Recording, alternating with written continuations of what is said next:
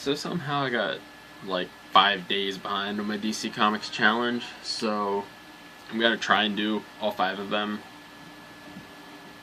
fairly quickly. The last one I did was day 9, which was my least favorite villain, which was Captain Boomerang, and I explained why. So now I'm gonna do day 10, which is my favorite civilian character in the DC universe. Since my favorite hero, as mentioned in day 2, is Batman, it should be no surprise that my favorite civilian character is Alfred Pennyworth.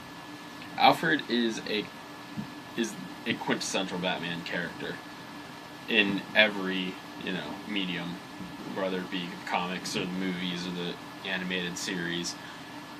Alfred is a constant. And it doesn't matter how he differs in each, iteration. He's always plays a quintessential role. I mean, even in Batman?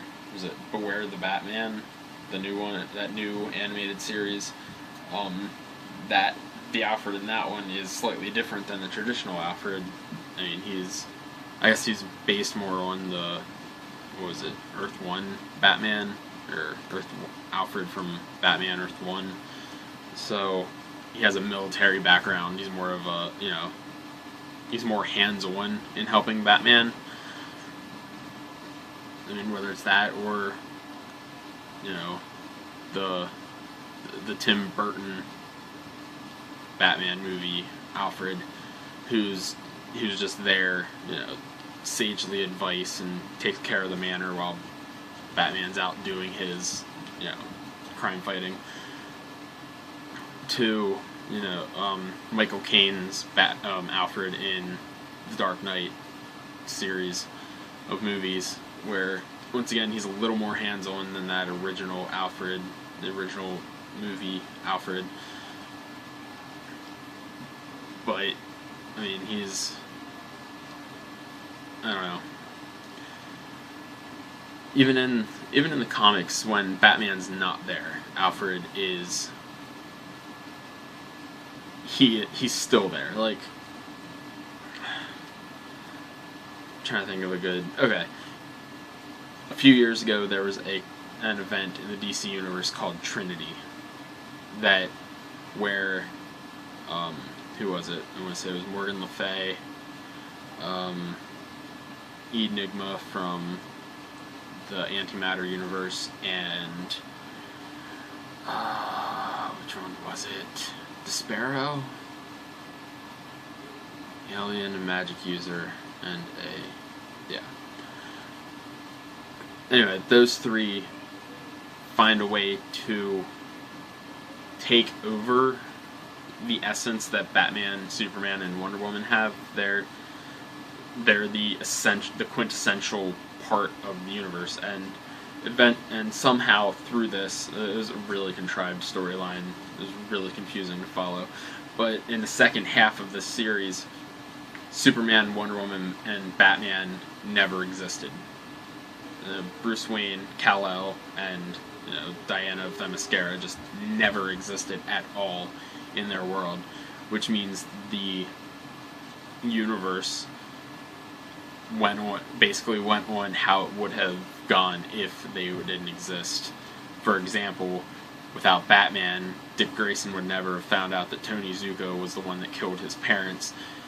And in this world, Dick Grayson ended up becoming an enforcer for Tony Zuko.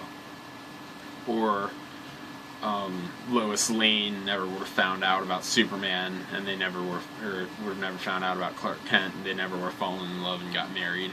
She ends up being an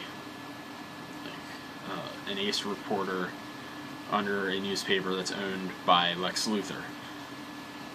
And in another example from Batman's world, in this world, Alfred never, when Thomas and Martha Wayne were gunned down, they didn't have an heir for Alfred to take care of, so he goes back to London and he becomes a member of MI6.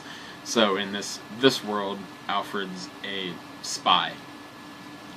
So I mean, and he was a quintessential part to bringing Batman back, because somehow in this alternate universe, Batman, Superman, Wonder Woman became gods of this new planet.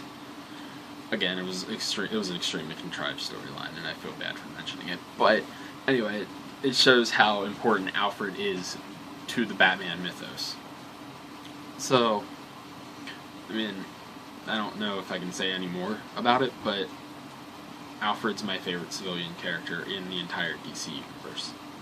So, that was the first one of the 5 that I have to catch up on. The next one that I have to do is day 11, which is favorite live-action DC movie. So I'll be right back with that one. Actually, it might take longer because for some reason it's been taking forever for my videos to upload. So, yeah, and I'll see you then.